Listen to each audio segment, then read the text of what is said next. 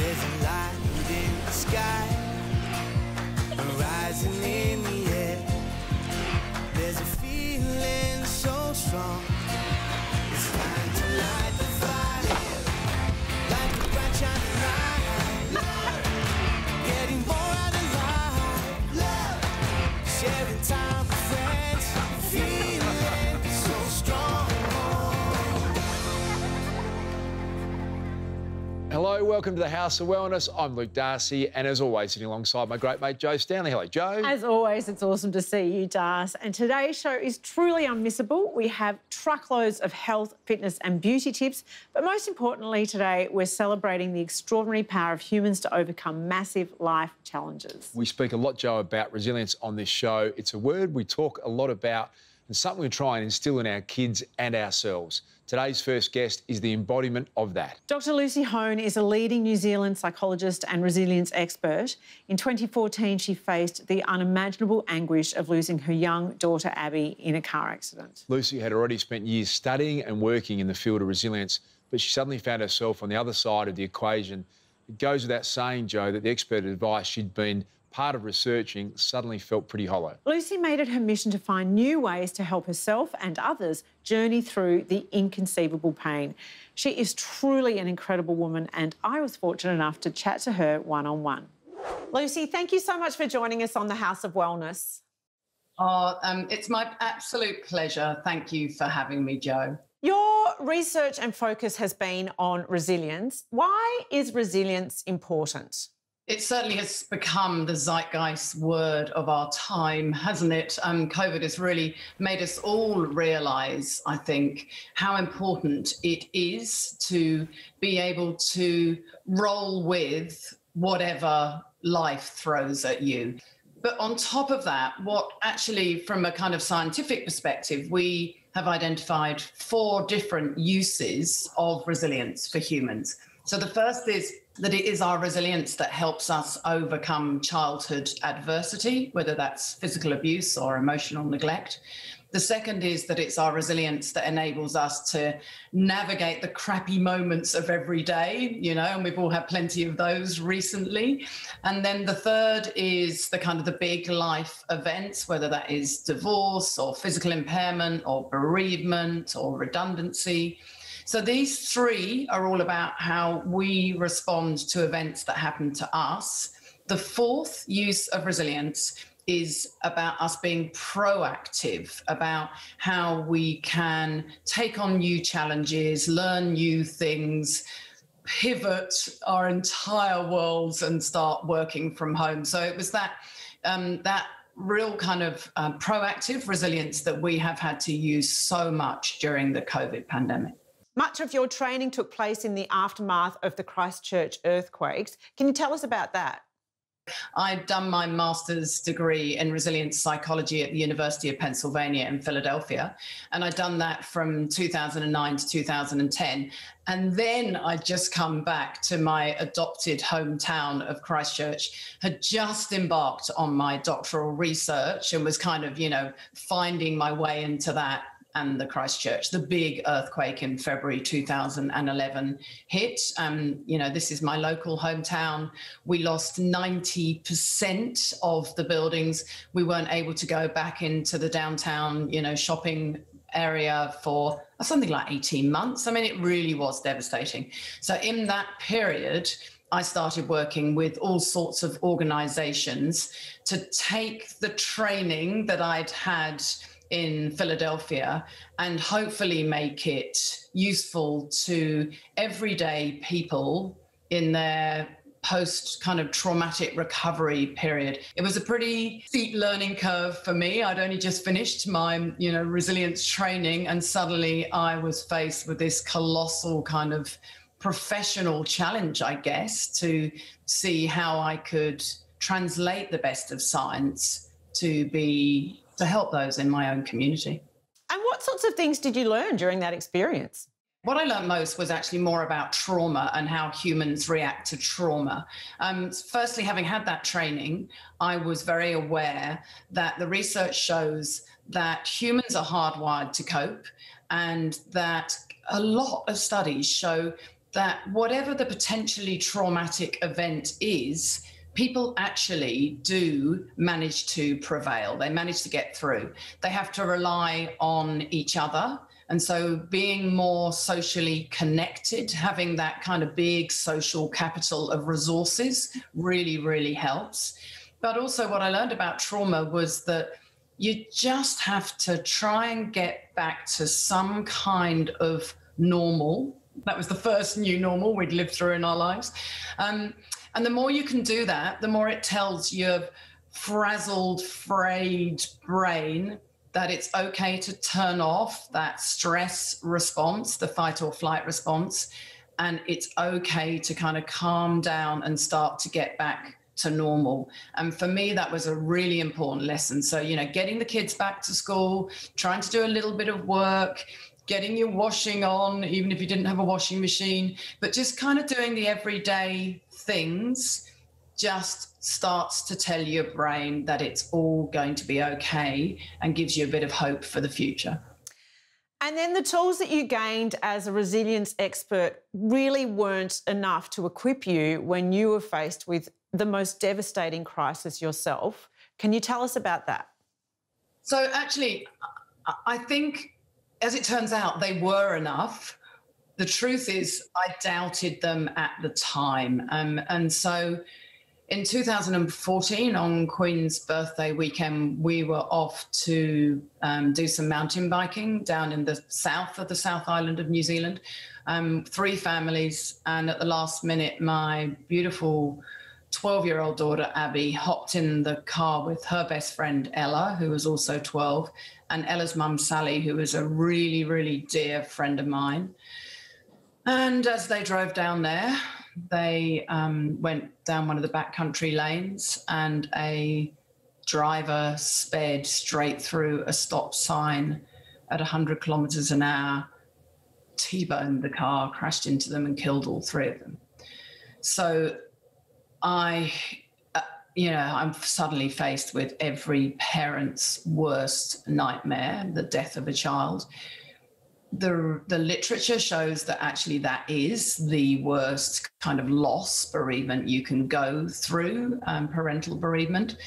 And so I think I just doubted how much all of that I'd learned about forgiveness and gratitude and self-compassion, how useful it would be when pitted against the most monumental tragedy. And truthfully, I have been amazed that this body of knowledge that I had first come across at the University of Pennsylvania, and that I'd kind of been translating for, my own community in that post-quake period, it saved me in those weeks and months, the kind of darkest days of my life. And it's been interesting too, watching those same strategies come to the fore. We then had that mosque shooting, you will remember, in Christchurch in March 2019.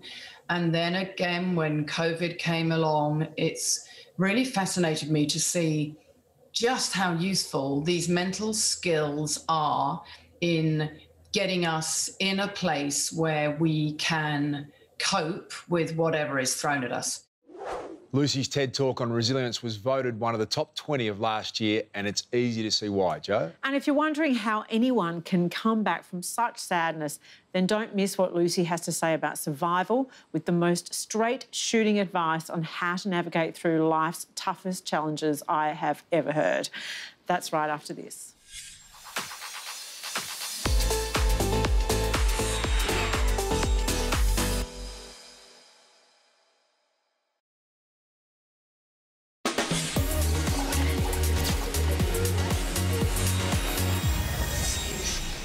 Before the break, Jo spoke with the remarkable Dr. Lucy Hohn. After losing her 12-year-old daughter, Abby, in a car accident, she made it her life's work to not only help herself through the grief, but to help others through the darkest times as well. She calls it 3 secrets to resilient people. Here's Jo with part 2 of that interview. Can you break down for us what the mental skills were? Yeah, so from a kind of scientific literature point of view, we're talking about the science of self-compassion, self-awareness and self-regulation, which in everyday speak translates as understanding that suffering is normal and that everybody struggles in life. That's the self-compassion piece. And when you understand that, it prevents you from feeling so discriminated. You know, I didn't feel singled out. I never thought, how could this possibly happen to us? Because the reality is that adversity doesn't discriminate. Terrible things, sadly, happen to us all. So knowing that really helped me. And then on top of that, I also have had, immense training to make me very selective over where I focus my attention. So I know that the things that I focus my attention on make up my world. And I also understand that humans are born with this negativity bias, which means that we're programmed to focus on all the crappy bits, everything that we haven't got, everything that's gone wrong, everything that's a threat, everything that we can't do. And because I know that, and because I know that that isn't going to serve me well when I'm really on that kind of, monumental struggle to come back from Abby's loss, it made me intentionally, deliberately tune into the good. And so I'm not talking about, skipping around and going, oh, well, that's just nothing, life's all sweet and good, because it absolutely wasn't. But it is about noticing that we still got two beautiful sons who, I was determined to live for. And I really remember having this voice in my head that would say to me, choose life, not death. Don't lose what you have for what you have lost. And so I was very determined in tuning into the fact that we have a great social support network. We have people cook us meals. We have people help with the funeral. But still, even, what are we now, 6 years later, we still have people who we bump into on the beach in the morning. And when they say to us, are you okay? And we're not okay, they never say, oh, haven't you got over that yet? They're just in it for the long haul. So understanding that that suffering is part of life, choosing very deliberately where you focus your attention. And the third strategy it comes from that second strategy, that you ask yourself, is what I'm doing, the way I'm thinking or the way I'm acting, helping or harming me in my quest to survive this or get through whatever is, challenging me? Asking yourself this question puts you back in the driver's seat. So I would find myself all the time thinking, okay, is the way I'm, sitting looking at Instagram photos of Abby and her friends and what they've posted about her at 11 o'clock at night, is it helping or harming me? And I'd be like, seriously, Lucy, put your phone down, turn it away, and go off to bed. But I would still use that strategy today, thinking, is having my phone next to me in the middle of the night and checking my email helping or harming you? The fifth glass of wine you have on a Tuesday night helping or harming you? All of those media notifications, when we went into lockdown, suddenly being bombarded by all that terrible news and everything else, it just makes you think, take your own mental health seriously.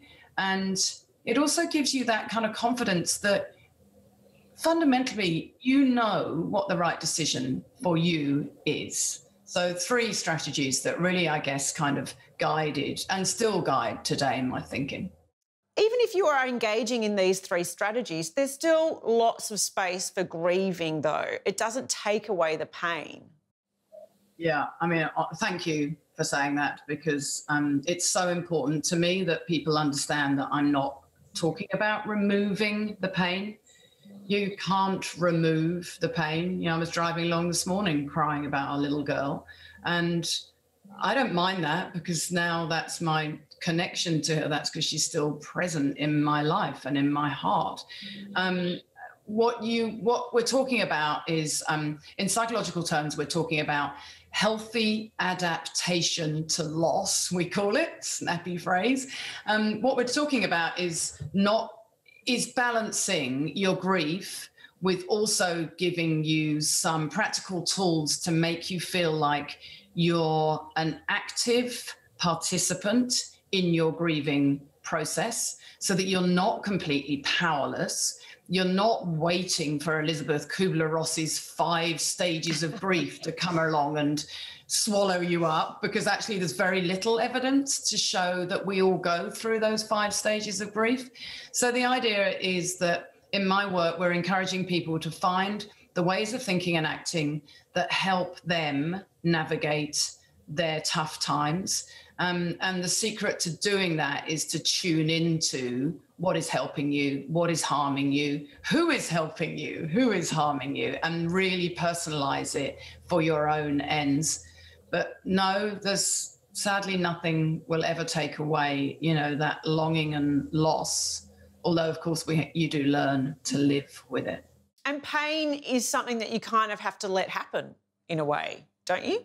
One of the kind of things I always say to people about resilience is that a resilient person, when they're being resilient, they're not like avoiding any emotion. So there's nothing wrong with feeling anger, sadness, fear, jealousy. You know, these are all really important emotions. Emotions are data. They're there to teach you, to warn you about something. But a resilient person doesn't get stuck in any one emotion.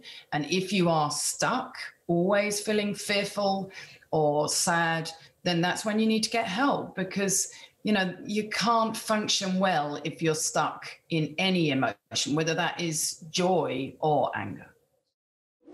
Lucy starts her acclaimed TED Talk by asking the audience to stand up if they've gone through a painful life incident. And not surprisingly, Joe, the entire crowd got to its feet. As Lucy says, adversity doesn't discriminate. Everybody has to, at some stage, go through and deal with tough times.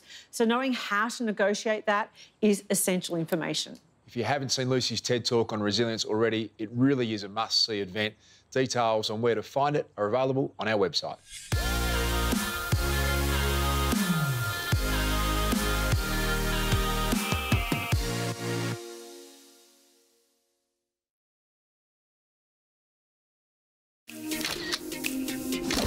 Hi, I'm Jake Kisnorbo, and I'm all about the latest beauty, hair and makeup trends. And I'm Polly Harding, and working in radio, I've still got a lot to learn about the beauty biz.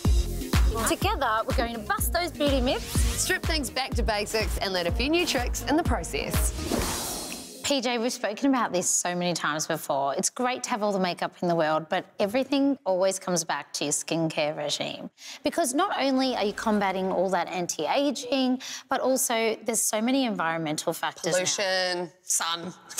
Yes, 100%. Do you have a good skincare regime? No, I haven't. I was probably about 27 when I started having a more consistent regime, because I realised that my skin wasn't bouncing back quite like it used to. 27, that's a really good age. Congrats. And it's never too late to actually start a skincare regime. Swiss Beauty have introduced 2 new skincare products into their Renew range, and it transforms that tired skin naturally. Isn't that what we all want? We do. So I often get asked, can't I just use the same moisturiser, whether it's my body, whether it's nighttime, whether it's day? The answer is no. And not only because I'm a professional in this industry, it's because they do different things. Daytime moisturisers and nighttime moisturisers work very differently and are very important. A day cream that I love, PJ, is the Bioceramides Renewing Defence Cream by Swiss Beauty. So it's a triple action day cream, and it really keeps you looking fresh and improves your skin's texture. I feel like my skin is just having one massive drink. Like, it's so hydrating. And it feels really silky to touch. Oh, it's beautiful. And it's because of the amazing ingredients that are in the day cream. So they've got the ceramides, which really helps with the barrier of your skin and improving your overall skin's condition. Resveratrol, what's that? It's one of my favourite ingredients, and it really works on your skin, and in terms of any free radical damage that you have, it really renews. So it's a very important ingredient. And so needed in today's environment. It is very important. What appeals to me about the Swiss Bioceramides Renewing Defence Cream is not only the texture, because that's really important when applying it to your skin and how luxe and beautiful it feels. But also, the age-defying botanical complex is a plant extract, and it works really well with plumping and smoothing your skin whilst not being too heavy or oily. And it's really important when you're using a day moisturiser because you're then going to apply your foundations, your primers, so you don't want anything too heavy. Feel my skin. It's so hydrated, PJ. Soft, Plump, fresh, glowing. however you describe it, I would definitely use this daily. Good, because it's a day cream. Perfect. Jade and PJ there with yet more invaluable info on achieving great skin. Plus, a little later, Dr. Nick Carr will smooth out the facts on wrinkles, and I reckon, Das, it's called sunscreen. Well, that would make a bit of sense, Joe. Now, I've got to admit that salt is my favourite. I put it on everything. Can't get enough of it. It's got to be my favourite condiment. I'm not necessarily feeling that guilty about it, Joe. But don't they say too much of a good thing is not Potentially. great? Look, I don't know. I'm no expert about these things. I do know it tastes great, and some foods taste better with it on, like hot chips. Well, yeah. You have to go there. 100%. Yes, but these days, salt has become somewhat of a dirty word. Gone are the days when past generations would heap it on everything. And now we have got a bit of inside info. I'm going to have to concede that salt can contribute to things like high blood pressure, increases in heart failure and stroke. So maybe we do have to be a little bit careful about it. Despite this, some of us still reach for the salt shaker with every meal. Heinz made it his mission to discover how we can appreciate salt without laying it on too thick. I love salt, and as a cook, I use it a lot. But with experts recommending only 1 teaspoon a day, I must make sure my pinch is on point. With so many, what are the differences between salts? I think there's a few categories that you can look at. So there's the flake versus rock. The region where the salt comes from can, like with a wine, can influence the flavours and the characteristics of the salt. But the main difference would be in the way that the crystals are formed. If we take something like the black lava salt, you can see on this one the crystals are really beautifully, naturally formed, and you get a huge, big, square crystal that forms from natural solar evaporation. Whereas something like the Himalayan pink or the Persian blue is quite a different structure, as you can see, and this is excavated in big boulders from salt veins laid down 250 million years ago from the Jurassic era. So it has a very different, much more compacted structure due to how it's formed. And the rock salts tend to grind down into a heavier salt, whereas something like the flake salts, if you grind them down, they still have more lightness. Why would I use flake versus rock or fine versus ground? Really depending on the application of your cooking. So the rock salts I would be putting more into your cooking, whereas the flake salts are used more for finishing. So something like the black lava, for example, if you put those flakes into a wet dish, they'll just disappear. So you're much better off to use things like a Himalayan pink or a plainer salt that basically doesn't go to waste on, going into a big pot of stew or something like that. A lot of recipes call for kosher salt. Why is that? Kosher salt is formed in a very specific way. So you can see it's quite a small and dense crystal. It's a very flat block-like structure, and it's designed to absorb the maximum amount of blood out of meat in the koshering process. But it also sticks really well to food. So think like chips or roast potatoes. So it's popular for a few different applications. Talk to me about Trapani sea salt. Is this basic sea salt? Yeah, it's a fairly wet salt, so you can see, unlike the kosher salt, which is a very dry salt, this hasn't been evaporated past the salt pan, so it still has a bit of moisture from the sea in it. And they're literally just raked with a specific tool, and they're all from varying different layers of the salt harvest that's solar evaporated on the edge of the ocean in pans. Many countries around the world add iodine to man-made salt to help with iodine deficiency. All natural salts are not iodized, so despite the fact that some of them come from the ocean, they don't contain iodine, which is a bit of a common misconception. So some companies will add iodine, but one little trick you can do is add some kelp to your salt grinder and just grind that through with your rock salt. What's the healthiest salt? Healthiest salt, probably the Himalayan pink, I think, mainly because it's just so old and it hasn't had exposure to all the environmental toxins and things that we have. And while these ancient morsels of minerals are loved by chefs everywhere, it's more than just adding flavour to food. The body needs salt. It's one of the elements that we don't actually produce ourselves, so we have to intake a certain amount of salt. Do you think we could be adding too much salt? Look, personally, I salt quite a bit, but I also don't eat many processed foods. There were studies done in the US that showed up to 75% of salt consumption was through processed foods, things like cereals, chips. So personally, I think if you eat a well-balanced whole food diet and then you add good natural salts as your body asks for them, that's my motto anyway.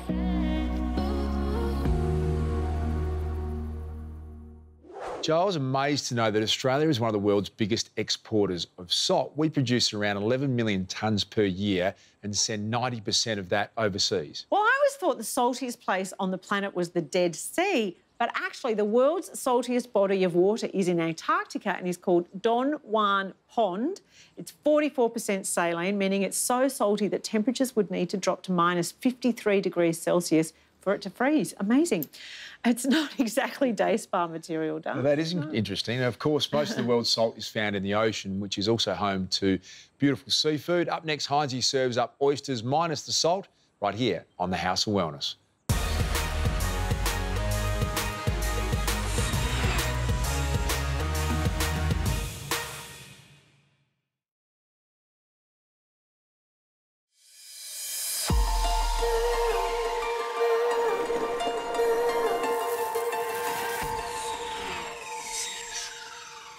We are back in the House of Wellness kitchen, and GQ, my focus this week is on foods that can help support my immune health. Now, bear with me as I impersonate my favourite TV show, Winter is Coming.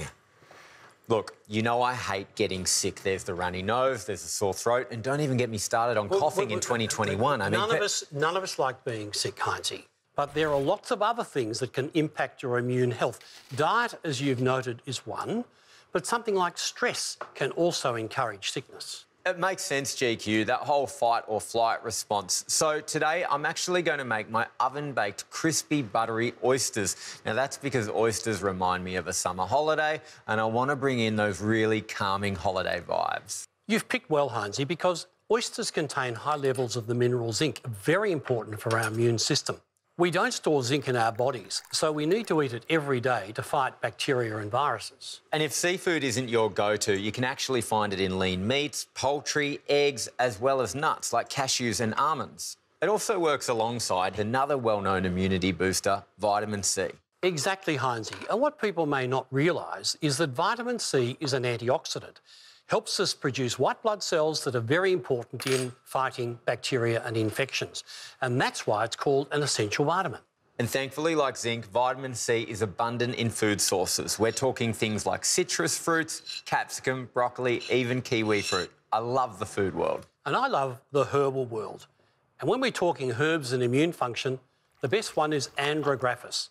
Traditionally used in Chinese and Ayurvedic medicine, this herb is native to Southeast Asian countries, very important for lifting our immune resistance to colds and flu and for also reducing the severity of symptoms in mild upper respiratory tract infections. They are some incredible health properties, GQ, but I'm sorry, I can't cook with Andrographis. It's a really bitter herb, but what I can cook is these oysters. Into the oven they go. No apology needed, Heinzie, because all of these nutrients are available in supplement form. Check this out. The tops of these are almost as golden brown as your fake tan. Oh, check the mirror lately? The A to Z of Vitamins is brought to you by Bioceuticals Armour Force, a blend of herbs and nutrients specifically formulated to support healthy immune system function. Well, they say if you haven't got wrinkles and you haven't laughed or smiled enough, what do you think about that, Joe? Are character lines something to be embraced as we age or to be smoothed out? I think we absolutely embrace the face that we have because we're lucky to have it and we're lucky to be ageing, aren't we? Couldn't agree more, Joe. Yes, and, you know, think about some of those incredible portrait photos in the National Geographic of people living on the land in obscure, harsh locations. Those beautiful weather-beaten faces are just magnificent. I love them. They're like road maps telling the story of the person's life. Without any expression, there's really not much to read, is there? They're like small reminders, Jo, that we're getting a little bit older, and every time you get a new passport, every 10 years, it's a bit of a change in your life. A shock, to be honest. Occasionally you can be shocked. Not much from my point of view we can do about it, but here's Dr. Nick Carr with his take on the wisdom lines of life.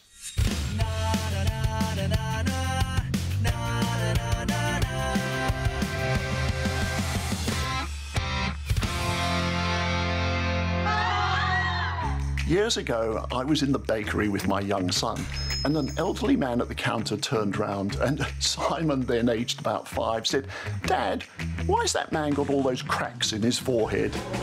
Ooh, embarrassing, I know, but it was actually a really good question, because this man was astonishingly wrinkled.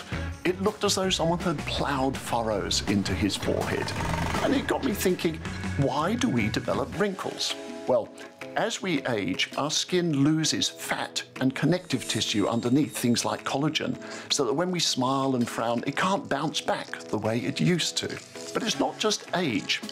There are 2 other things that make our skin look wrinklier earlier, and they are both completely preventable. One of them is ultraviolet light from the sun, and the other is smoking. Both of these will make skin seem to age prematurely. Oh, and the guy in the bakery, turned out that he was a farmer who'd been a smoker for 50 years. Okay, so you've decided to wear broad-brimmed hats, you've committed to sunscreen, and you're going to give up the smokes. What else can you do about your wrinkles? Well, one of the most effective things you can do is to moisturise. But if moisturising is good, why is it that when we're in the bath for a long time, our fingers and toes go all wrinkly?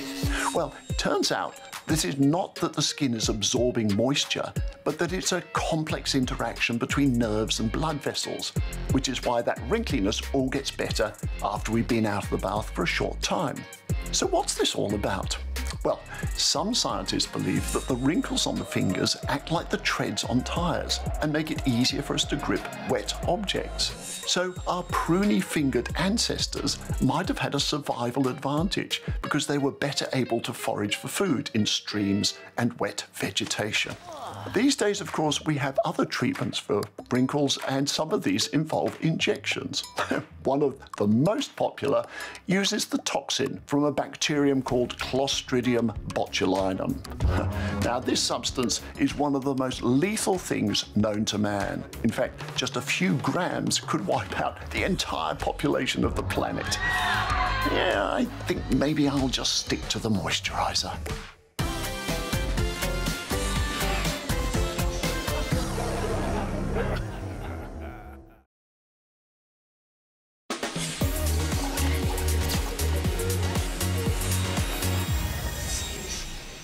Welcome back. Well, right now we're heading into peak flu season, which means all Australians over 6 months old are being urged to get their annual flu shot. And here to add his expert voice to the call is master herbalist and pharmacist Gerald Quigley. Hi there, GQ. Hi, Jo. Lovely to see you as always. Now, one silver lining of the COVID lockdown was that flu rates actually dropped dramatically last year. Why was that?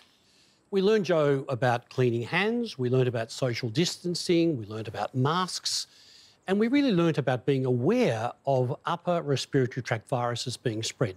So that begs the question, how does the flu actually spread? Droplet infection, we either inhale the viral particles or we pick them up on our hands and we put them into our mouth. And therefore, before you eat, wash your hands. Don't put your hands near your face. These are ways of minimising the risk. Cough into your elbow. Good etiquette. Is there a difference between the influenza vaccine and the COVID-19 vaccine? There is, Jo, because it's a clear difference in the viral matter. So the flu vaccine protects you against the flu. It won't protect you against COVID-19. So should we delay our flu vaccine until we've had our COVID-19 vaccine? No. It makes sense to get the flu vaccine now because this is the best time to be vaccinated. The important thing is that there's a 2-week gap. So if you get the flu vaccine now, that's tucked away, done. You don't have to worry. And when your turn for the COVID vaccine comes, you'll be ready to go. So how long does it take for the flu vaccine to be effective? The experts tell us about 3 weeks. and then effectiveness starts. What about the timing of the COVID-19 vaccine? If we've already had that jab, should we wait until we go and have our flu vaccine? If you've had your first COVID vaccine, there really just has to be a 2-week gap before your flu vaccine. And then you can patiently wait for your next COVID vaccine. So how many strains offer protection in the 2021 influenza vaccine? There are 4 strains. It's a quadrivalent vaccine, and that is formulated on the basis of what happened in the northern winter last year. And does that change every year? Yes, it does. So we have an expert committee here who look at that formulation and they present what they believe is the best option for us in Australia. We're getting lots of advice around going and getting that vaccine, but is it safe for people who are pregnant? Yes. It's classed as a safe medicine by the TGA, so pregnancy is not an issue. Are there different flu vaccines? There are 2. There is the quadrivalent for most of us, and for those of us over 65, there is a super quadrivalent, which you get from your GP. And if you're over 65, that actually is free. The rest of us, you can book at your local pharmacy, including Chemist Warehouse, and get that organised as soon as possible. And what about concerns that if I have the vaccine, I might get sick? It doesn't happen. Look, every now and again we hear that people get symptoms of a cold when they get the vaccine. It's probably coincidental, but it's never a reason not to get the vaccination. So if I get the flu vaccine, am I guaranteed not to get the flu? Joe, the vaccine isn't 100% effective, but it is the best option we have for reducing your risk of getting the flu. Now, everybody responds differently, but the important thing is that you get it. And what we're doing is offering more protection for those who can't get the vaccination, so children under 6 months of age and those with poor immune function. Well, as always, wise words, Gerald. Thanks for popping in. Pleasure, Joe. So when we look at emotional well-being, I believe that's the cornerstone to everything we are. If your emotional well-being and your emotional self isn't switched on, how on earth can the body be switched on? Naturopath and homeopath Susan Janevsky is a big believer that true health is a combination of both physical and mental well-being. When we look at emotional states, and we're all striving for more calm, more focus and better sleep. And for myself, they're the 3 pivotal keys that we're all striving for. When everything's gone wrong in our day, we have natural solutions in the rescue range that support yourself and your whole family so you can change the colour of your day. If you're feeling really sad or really down or really stressed, it's going to affect your sleep, and then it's a vicious cycle from there. He wasn't a snoring husband, he was a heavy breathing husband, and I got to the stage where it was we were either going to be divorced or I found the radio. I'm not a great sleeper. I sleep only anywhere between 3 to 5 hours a night. Generally speaking, anytime I go away for a holiday or down to the beach, I know that my sleep is always disrupted that night before, and it's not about the stress of the alarm, it's just purely the excitement of waking up early for the next day. We actually have flower remedies in the rescue sleep that will target the overactive mind, those unwanted thoughts, even when you're feeling overjoyed and you just don't want to sleep. So bark flower remedies are a system of 38 flower remedies that were developed and found by Dr. Edward Bark, who was a medical practitioner. Rescue Calm is a synergy of 8 flower remedies, really suited for the 21st century. Whether we're having unwanted thoughts, we're overexcited, we're despairing, that's taking our calm away from us, this is what Rescue Calm is for. Very important for me to keep calm, because if I lose it, I tend to lose it big time. Bark flowers in Rescue Focus support mental concentration and clarity, and the selected remedies support when we're feeling overwhelmed, we can't reach our focus. Vitamin B12 supports brain energy. We all need a lot more to be able to concentrate, and this is the key of what vitamin B12 does. Usually I keep focused in stressful situations by just taking things one at a time. I believe everyone has the right to have a brighter emotional platform, because this is where physical well-being starts. What I love about bark flowers and the rescue range is that they're solutions for that mind to be switched on so you have better focus, more calm and better sleep. They're alcohol-free, suitable for the whole family and even your pets. Made and owned in Australia and can be used at any time whenever you need that sense of calm. I think, you know, just do what you can. Don't get stressed if, you know, you have a bad night's sleep. Just try and reset the next day. And then in terms of being calm and focused, just go with the flow.